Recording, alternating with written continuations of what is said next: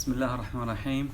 مسي عليكم بالخير وشكرا لوجودكم اليوم معنا في الحلقة الجديدة على الانستا لايف. اليوم ما بيكون عندنا بيرسكوب للأسف وتويتر، صارت من بعد مشكلة تقنية. الموضوع اللي اخترناه اليوم طبعا حاز على نسبة عالية من التصويت، وعطيناه عنوان غريب شوية، والكثير يعني حاس فيه غموض في العنوان. العنوان كان كيف توفر وأنت مفلس، موجود هنا على البن.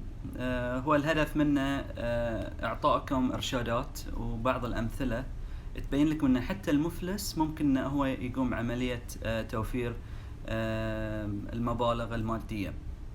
ففي البداية بتكلم عن عوامل ضعف التخطيط المالي، المسببات والتحديات، وبعدها بتطرق إلى الحلول بشكل مباشر. الحلول طبعا عندنا كثير حلول اليوم نتناولها، وإن شاء الله يعني إذا في مجال نفتح الأسئلة ونسمع أسئلتكم واستفساراتكم. في البداية عوامل ضعف التخطيط المالي. عندنا أول شيء أنا أعتبره من هاي كلها آفات أو أمراض عضال عندنا إحنا في المجتمع، اللي تسبب هذا الكم الهائل من الألم اللي يخلي الإنسان ما يرقد في الليل من ما عنده قروض. يعني الكل عنده ديون عليه وعليه قروض، والسبب عدة أسباب. أول شيء أنا عندي أسميها أو يسمونها باللغة الإنجليزية the peer pressure أو ضغط الأقران، وهاي عادة تشوفونها في البلدان أو المدن civilized countries، المتروبوليتان سيتيز. تشوف مثلا على سبيل المثال شخص عنده سيارة من نوع معين أو طراز معين، فتبتدي أنت تصيدك العدوى أو الشغف أنك تشتري نفس السيارة. والله فلان خذ الساعة الفلانية، ليش وأنا ما أخذ الساعة الفلانية؟ وطبعا ينطبق هاي الكلام على البنات أو المرأة أيضا. الشنطة الفلانية هي آخر موديل، ونشوف تبتدي هذه الموضة تنتشر بشكل غريب بين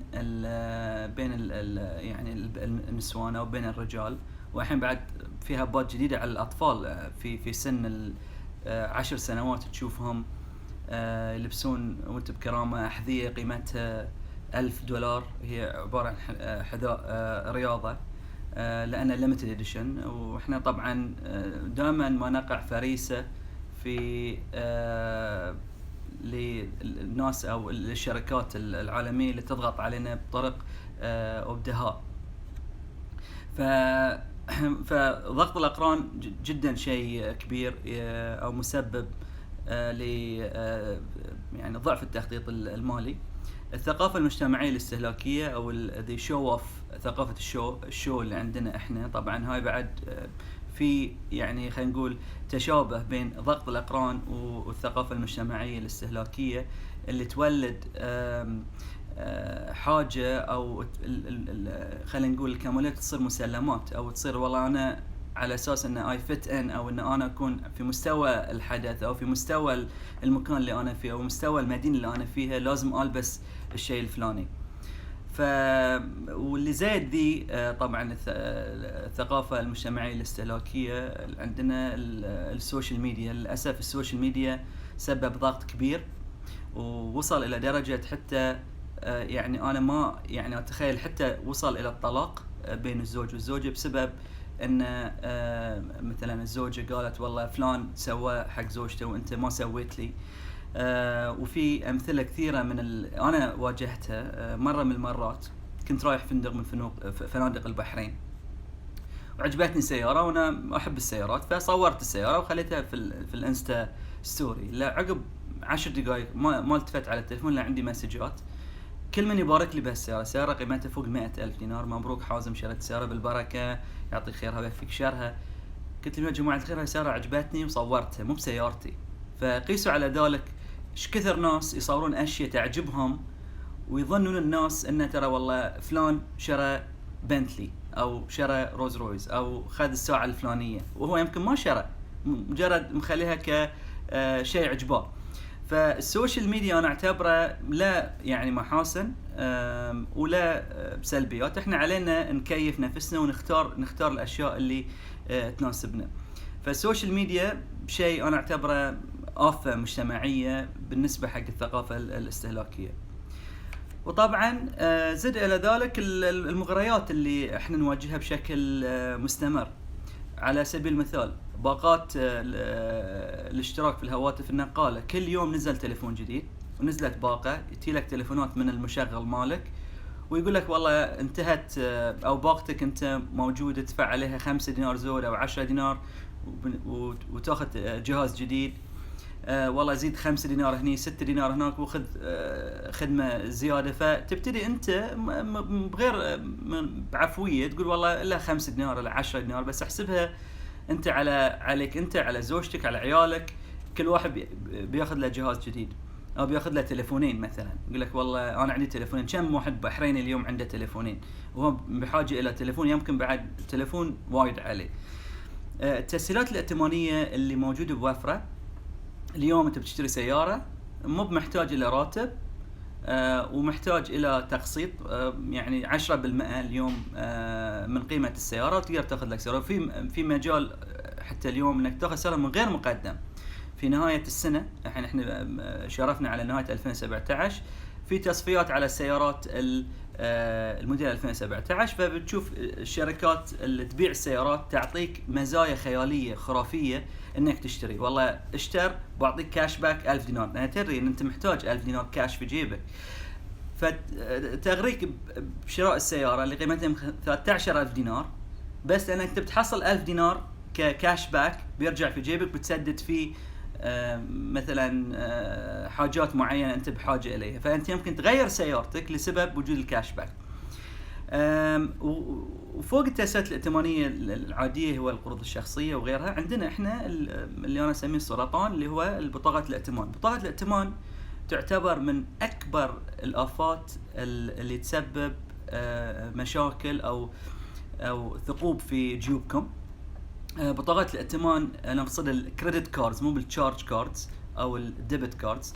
البطاقات الائتمان اللي ممكن انتم تقسطون المبالغ وتدفعون المينيمم الحد الادنى وتخلون المبلغ يستمر. اليوم الارباح المركبة اللي تدفع على هذه المبالغ خرافية فوق 20%. فانت اذا بتاخذ سيارة بتاخذ بيت تدفع 5% 6% معدل ربح او فائدة على القرض اللي بتاخذه. تصور انت اليوم بطاقات الائتمان ياخذون 20%. فبتشوف انت بتتم طول عمرك تشتري، مثلا تاخذ بطاقة ائتمان تصفرها او تكون صفر هي، طبعا تبتدي تشتغل وتشتري فيها اشياء كماليات، تقول والله انا بشتري الراتب ما بيكفيني او مثلا ما عندي البادجت اليوم، بس انا ادري هالمبلغ بيتقسط علي، وبتشتري الشيء اللي انت يمكن تقدر تستغني عنه بوجود هذه يعني الآفة اللي هي بطاقة الائتمان. ف لو تحسب انت تاخذ كل يعني الستيتمنتس، طبعا الستيتمنتس ما قاعد تجي بالبريد، تجي يعني تقدر تدخل عليها بالاس ام اس، تشوف بس احسب الارباح اللي يحسبها البنك او الفوائد، تستغرب يعني مبالغ ضخمة. فاذا تحسبها على بطاقة ائتمان واحدة وثانية وثالثة وزوجتك بتشوف المبالغ اللي قاعد تدفعها مبالغ كبيرة. فهاي بعد من اكثر الاشياء اللي تسبب يعني ضعف في التخطيط المالي السليم. الحلول طبعا احنا بنمشي بقاعدة عفوية وعامية احنا نستخدمها، وهاي دائما حطوها في نصب عينكم. انا يعني انا بعد اواجه المشكلة ذي مع بطاقات الائتمان وغيره، وانا بعد مو بانسان معصوم، وحتى انا بحكم ان عندي خبرة متواضعة في التخطيط المالي بعد اقع في مغريات يعني البطاقات الائتمان والباقات الهواتف. فالشيء اللي دائما تحطونه في بالكم مد ريلك على قد الحافك، لا تسوي شيء اكبر من طاقتك. مو اذا كل من سافر في الصيف مو معناته ان انت لازم تتسلف علشان تسافر، لان فلان سافر وفلان نزل صورة في باريس وفلان نزل صورة في اورلاندو. انا ما يصير جالس في البيت وما انزل صور في السوشيال ميديا. نرجع على السوشيال ميديا هو سبب رئيس كل هالالم اللي احنا فيه. فدائما حطوا في بالكم ان الواحد لازم ما يعني يسوي شيء اللي اكبر من حجمه. انا سويت اكسرسايز بسيط وحاب ان اشارككم فيه، هو محاكاة التوفير. جيت وقلت والله في سنة واحدة كم انا صرفت من كماليات. جيت وحطيت الكماليات اللي صرفتها، شريت مثلا ساعة، شريت وانت بكرامة نعال عجبني، شريت رحت سفرة والله انا كنت يعني ممكن استغني عنها، رحت مثلا في درجة غير وكنت انا اقدر اروح في الدرجة السياحية، خذيت سيارة قيمتها 50 مثلا 25,000 دينار، ممكن كنت اخذ سيارة قيمتها 10,000 دينار، طبعا كلها بالاقساط. فاذا تحسب في سنة واحدة انت ايش كثر ممكن توفر في اشياء انت صرفت عليها، وتحس ان هاي الاشياء ما غيرت فيك ولا غيرت من مستواك العلمي ولا مستواك المالي، هي مجرد اشياء شريتها اول ما تملكتها صار ما لها قيمة عندك. فليش انت تتملكها من البداية اذا انت تدري ان هاي الشيء يعني ما بتكون له قيمة لك؟ فالمحاكاة هذه تعطيكم حتى ريفلكشن على اللي انتم صرفتوه في الفترة، مثلا فترة زمنية محددة، وتعطيكم اريحية انه والله الفترة الجاية بتصرفون بتتذكرون والله اتذكر ان العام سويت محاكاة وهالكثر وفرت، والله الاشياء اللي شريتها انا ما كنت بحاجة لها. فممكن بهالطريقة احنا نروض نفسنا ان احنا ما نصرف او نقنن الصرف ويكون صرفنا اكثر في كفاءة. الشيء الثاني طبعا بطاقات الائتمان، واتوقع هاي الاسئلة طبعا انا فتحت باب الاسئلة قبل تقريبا 4 أو 5 ايام. كثير من الاسئلة اللي جات تخص بطاقات الائتمان، شلون ممكن احنا نتخلص من بطاقات الائتمان؟ بطاقات الائتمان مثل ما قلت لكم هي يعني تكون على حدود 20% وزود نسبة ارباحهم او الفوائد.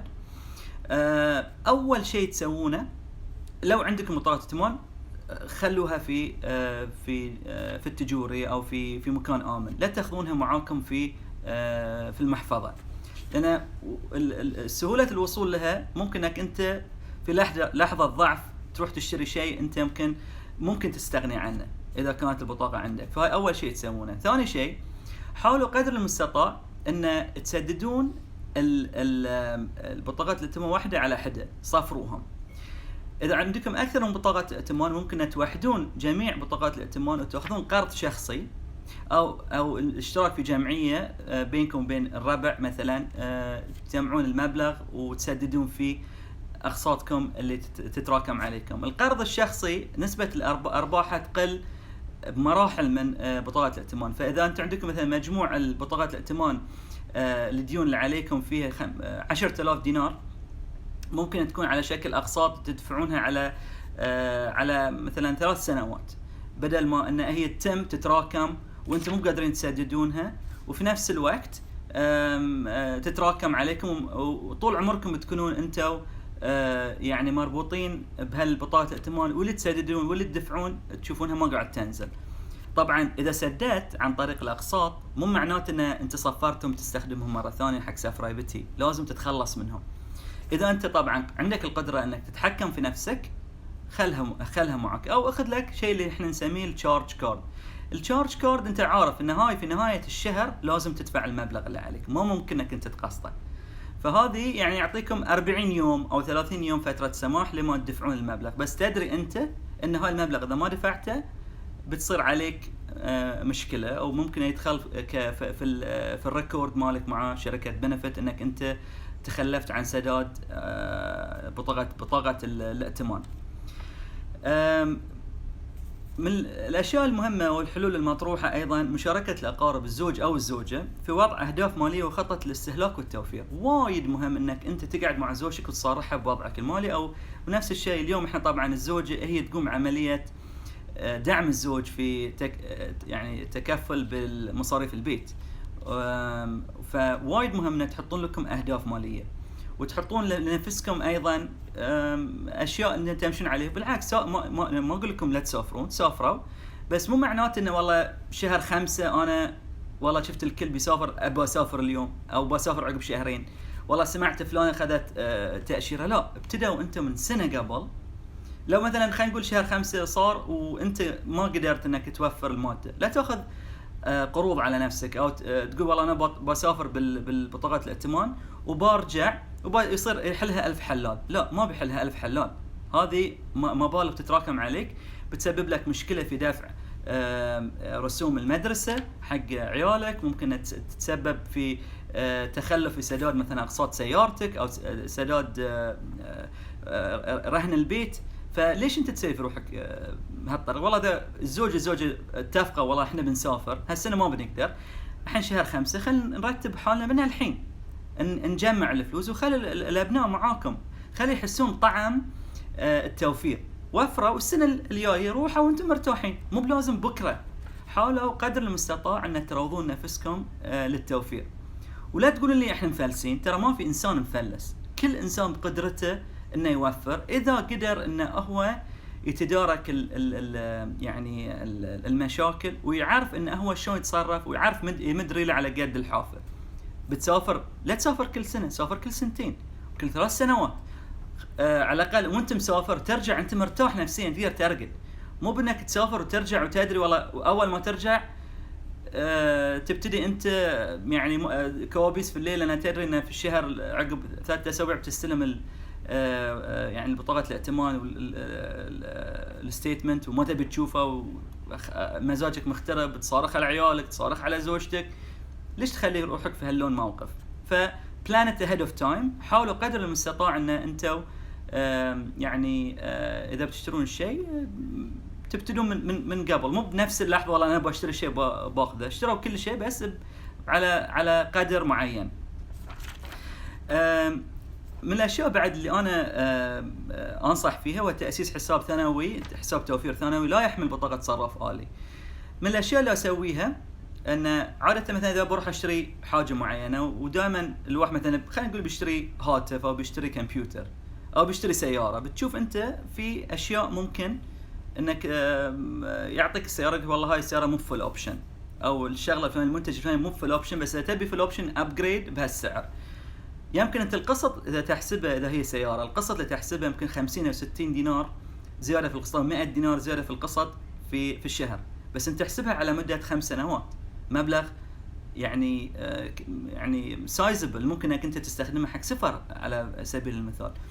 فانت تخيل نفسك ان انت اخذت السياره الفول اوبشن، انزين، وحط في نفسك انت بتدفع مثلا 350 بدل 250 او مبلغ اقل على حسب دخلك او قدرتك على الصرف، وحول الجزء الهامش اللي قدرت توفره في الحساب ذي. اي شيء بتشتريه وفره في الحساب. عندك تليفونين، تخلص من تليفون ووفر المبلغ اللي انت بتدفعه شهريا حق شركه الاتصالات، حطه في الحساب. بتسافر بدل ما تاخذ اخر لحظه تذكرتك باغلى ثمن، اخذها قبل واحسب ان هاي المارجن او الهامش وحطه في الحساب. ما تدري يوم من الايام ممكن انك انت تحتاج المبلغ، وما يحتاج انك انت تلجا الى البنك او تلجا حق اقاربك على اساس تتسلف منهم. من الاشياء المهمه ايضا عدم المقارنه مع الغير. احنا مشكلتنا بعد نقارن نفسنا مع الغير، والله فلان عنده سياره فلان، زين الفلان مو بعارف شلون هو شرى السياره. انت كلها اسامبشنز او فرضيات انت تبنيها على شيء اللي انت تشوفه قدامك، ما تدري وضع المادي شلون، ما تدري عليه ديون، عليه تشيكات، مجرجرين مركز الشرطه وهو عنده سياره فخمه، او عنده مثلا يسافر المكان الفلاني. فانت الشيء اللي تشوفه قدامك مو بالشيء الواقعي، فانت لا تشوف الشيء اللي قدامك تعكسه على نفسك، انت قاعد تظلم نفسك بهالطريقه. فلا تقارنوا نفسكم، قارنوا نفسكم مع الاهداف اللي بتحطها مع زوجتك ومع ابنائك، واشتغلوا على ضوءها. تبون تسافرون كل سنتين، ابتدوا وفروا بشكل يعني بشكل منتظم، وترسم هالحلم الجميل حق عيالك ان ترى والله بتسافرون المكان الفلاني، اذا هالسنه ما سافرتوا السنه الجايه بتسافرون. حتى هذه الطعم لذة يعني التوفير، لذة الحصول على شيء في وقت يعني محدد، تعطيهم حتى قيمة حق الشيء، غير ما تتوفر لهم كل شيء كأنك الفانوس السحري وعقبها انت تتكبد وتبتدي تفقد اعصابك. واختم كلامي بشغله محدده. الماديات لا تصنع منك انسان او انسان اخر. يعني انت الماديات هي مجرد اكسسوارات انت تلبسها. ف سواء انت ركبت سياره فخمه او ركبت سياره يعني متواضعه او لبست الماركه الفلانيه او سافرت المكان الفلاني، ما بيغير من شخصك. انت بتتم مثل ما انت. وانا اعتقد يعني انا الكلام اللي اقوله غرد خارج السرب. في ناس كثير يمكن صعب يعني سهل الكلام بس صعب يعني التطبيق. احنا نقدر نقول انه طبقه بس بشكل متدرج. يعني لا تبتدون بكره وتحطون كل هالضغوط عليكم، بتفرط السبحه يعني، وبتحسون من اول اسبوع ان انا والله ما اقدر اتكيف مع الوضع. حط لك خطه، حط لك حساب ثانوي، خلي عيالك يعني يجمعون فلوس، رتب لك السفره القادمه عقب سنتين، ابتدي جمع لها. بتحجز احجز قبل، تشوف الاوفرز، تاخذ سيارتك ايش فيها، اذا ما محتاجه اي تغيير ليش تغيرها. ومثل ما قلت لكم انت ضغط المجتمع بيولد والله نظره فلان لك غير، اذا سيارتك غير او اذا هندامك غير. والله كيفه فكر اللي بفكر، انا ما بغير فيني كانسان. انا سيد نفسي او حر نفسي.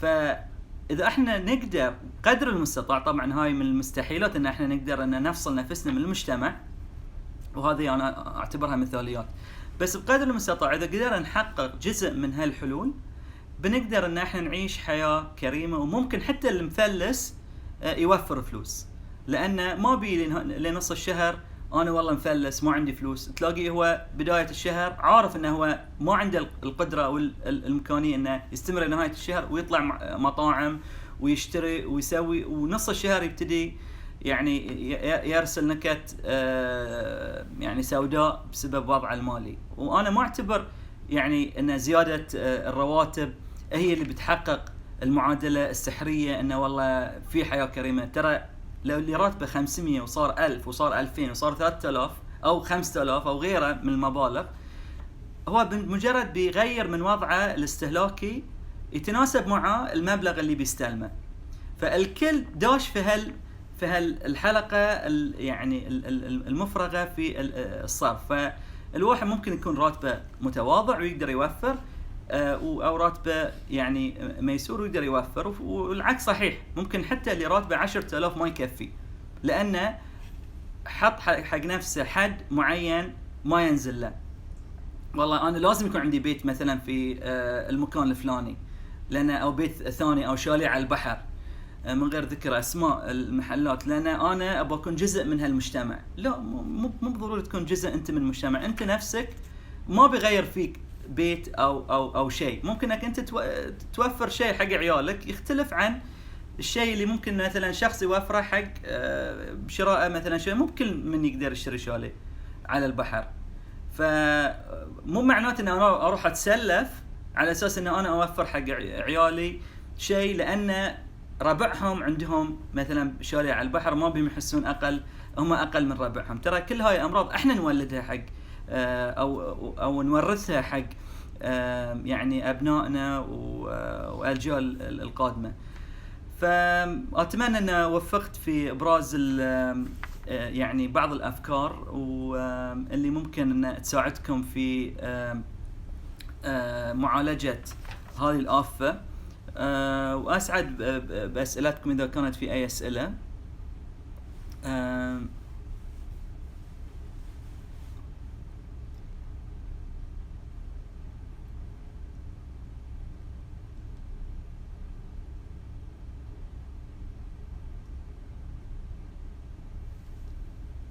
أفضل الوقت للسفر هو أكتوبر ونوفمبر ومارس وأبريل.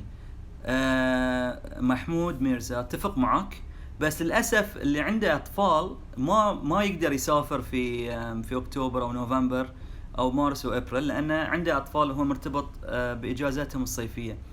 أنت مثلا إذا كان الشخص متقاعد أو كان أعزب ممكن هو يسافر في هالأوقات، وأتفق معك اتفاق كلي ان مثلا اسعار التذاكر في هاي الوقت اسعار جدا زهيده بالنسبه حق المواسم. بس اذا انت تشتري تذكره للصيف من الحين، اذا انت عندك المبلغ متوفر، ممكن انك انت توفر خلينا نقول 30% من قيمه التذكره اذا بتشتريها قبل شهر قبل موعد السفر. فهو كلها عباره عن التخطيط المالي السليم. انت متى تبتدي تفكر، انت ما تفكر والله قبلها بشهر بتسافر، تفكر قبل وقت.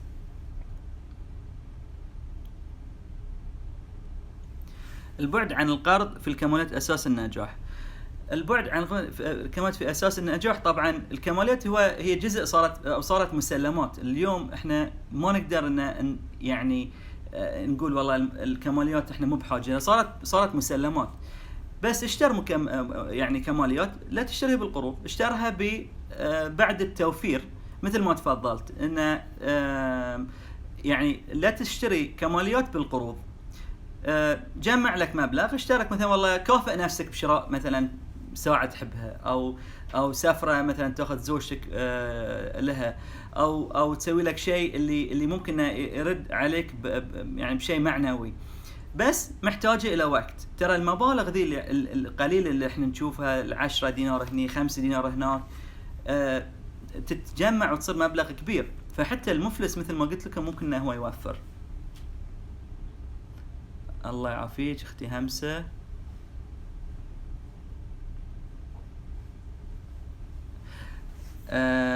عبد الله له مشاركة جدا ظريفة. وهاي بعد خلينا نقول اصرف ما في الجيب يأتيك ما بالغيب. هاي بعد من الاشياء اللي احنا ماشيين فيها.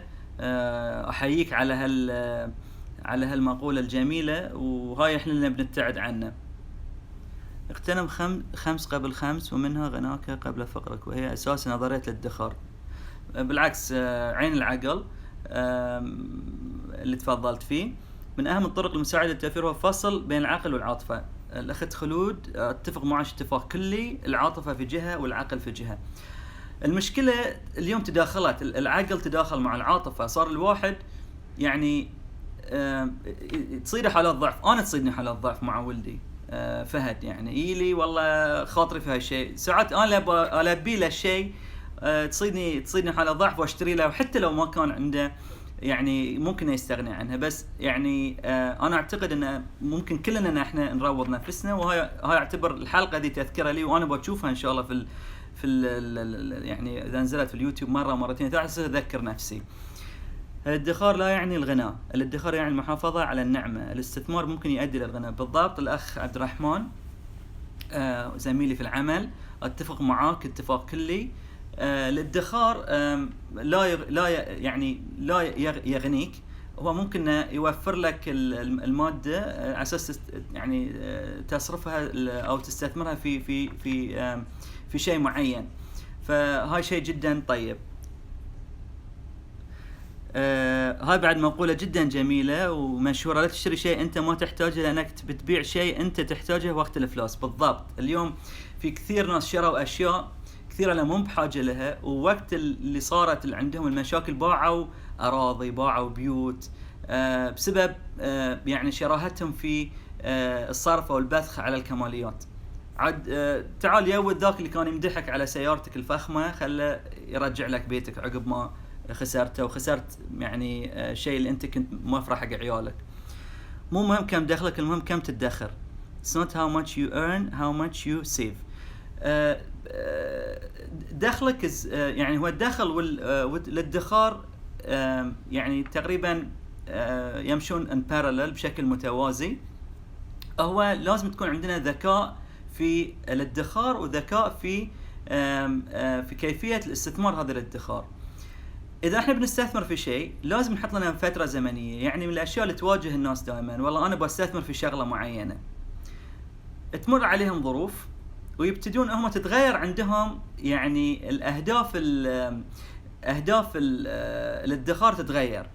وهاي من الأشياء اللي تواجه الإنسان دائما، تواجهني أنا تواجه غيري. فهاي من الأشياء اللي احنا ممكن دائما أن ننصح أن الواحد يدخر بشكل يعني بذكاء، وفي نفس الوقت يكون عنده الكشن انه ما يعني يكون مكبل اليدين.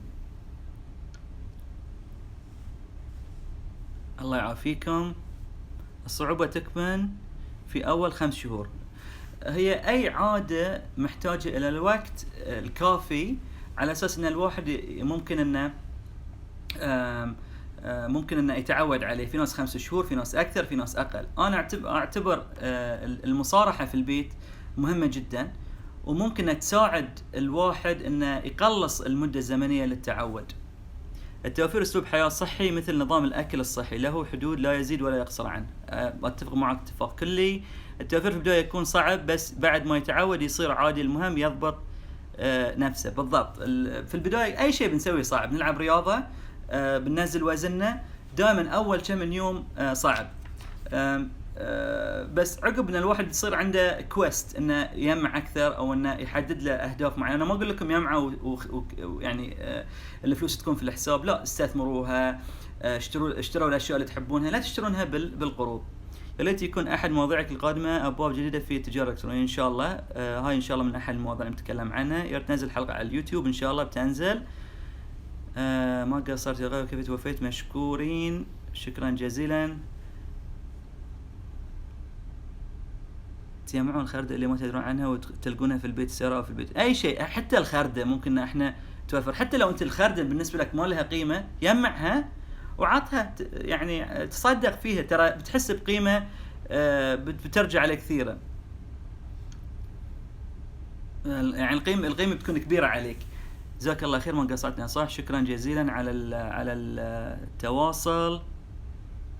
ممكن تحصل استشارة بتخطيط المالي الشخصي. احنا ما نوفر، يعني احنا تخصصنا شركات، بس هاي كانت مشاركة جدا متواضعة لي. كنت يعني احاول اعطيكم بعض الافكار اللي جات في بالي. دكتور وئام جزاك الله خير، مشكور. الله يوفر ويا حبذا يحط في باله الجملة لا سمح الله يمكن لي يوم احتاج فلوس لعلاج او ظرف طارئ. مهم جدا. الكوشن مهمة جدا، هو المخدة اللي انت تستند عليها. مهم جدا يكون عندك انت كوشن، لا قدر الله احتاجت شيء، ما يحتاج تروح انت واضطر. يعني اذا كان عندك تخطيط مالي سليم وقدر انت بسن مبكر، كل ما كان افضل. ان شاء الله باذن الله بتنزل الحلقه في اليوتيوب. وانا خذيت وايد من وقتكم اليوم، صار له اكثر من نص ساعه. واذا كانت عندكم كالعاده اي اسئله او اي مشاركات، ممكن ترسلون لي اياها على الدايركت. والحلقه باذن الله بتنزل على اليوتيوب. شاكر لكم استماعكم، وان شاء الله اكون وفقت في توصيل المعلومه. وباذن الله كلنا بنكون شركاء ان نكون عندنا تخطيط مالي سليم، وما نشوف ان شاء الله لا قدر احد فينا مفلس، او الكل ممكن يقدر يوفر، سواء كان معاشه قليل او معاشه كثير. هي مجرد يعني نمط ذهني احنا نمشي عليه، لازم نتغلب عليه ونعود نفسنا. شكرا جزيلا، ونراكم على خير ان شاء الله بحلقات قادمه. وان شاء الله بيكون في تصويت الاسبوع القادم على الحلقه القادمه. والى ذاك اليوم ان شاء الله نراكم على خير، وشكرا جزيلا.